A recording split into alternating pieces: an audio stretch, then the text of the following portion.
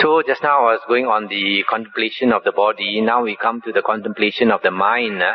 Is to be aware. Just now I said we practice Sampajanna. Is to be aware of the changing state of the mind. When feelings arise, you are aware. When they persist, you are aware. When they pass away, you are aware. When perceptions arise, you are aware. When they persist, you are aware. When they pass away, you are aware. When thoughts arise, you are aware. When they persist, you are aware. When they pass away, you are aware. Now this observing the changing mind does not mean observing the objects of your thought, because if you observe the objects of your thought, you are pulled by the thought and you start thinking and thinking and thinking, and then after some time, then you realize, instead of meditating, I've been thinking for the last 5 minutes. So it is observing the changing state of the mind and to see why the mind is changing. Because it is changing because of conditions. For example, a sound, somebody says something to you, and because of that contact, you start to have a perception. This person said something very nasty to me, and then you start to proliferate, start to think, why did this person say such thing? And then you get angry.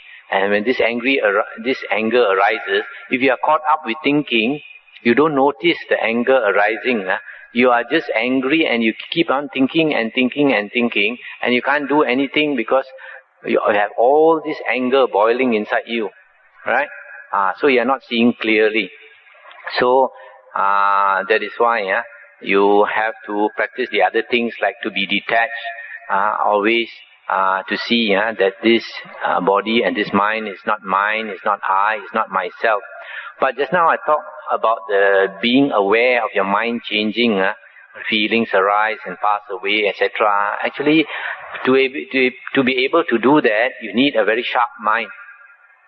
If your mind is not sharp, it's very difficult to be detached. It's very difficult to be in the present. It's very difficult to see things clearly. That is why the samatha practice is important. To sharpen your mind so that you can practice the sati perfectly. Without samadhi, you cannot practice sati well. Now, if you put that practice just now, that to see all things as this is not mine, not I, and not myself, you have no notion of I and mine. In other words, no tendency to conceit. Conceit is that I and the mind.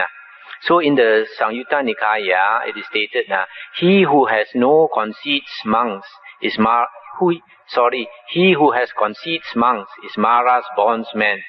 In other words, Mara's slave. He who has no conceits is freed from the evil one.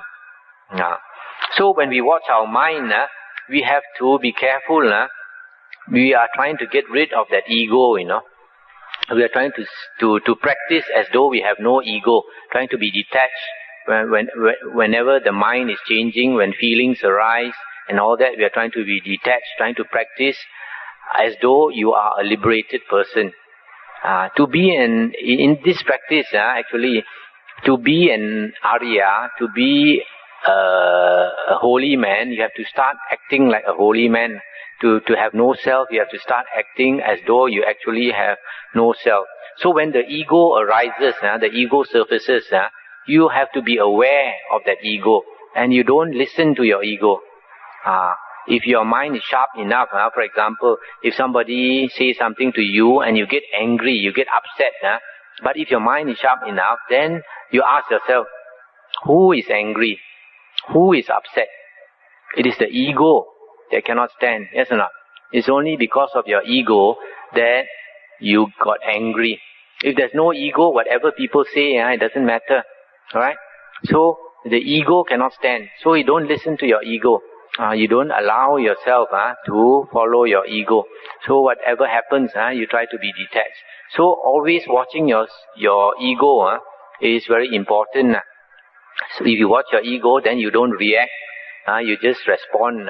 If people say something, does something wrong to you, you don't react. You just try to practice metta.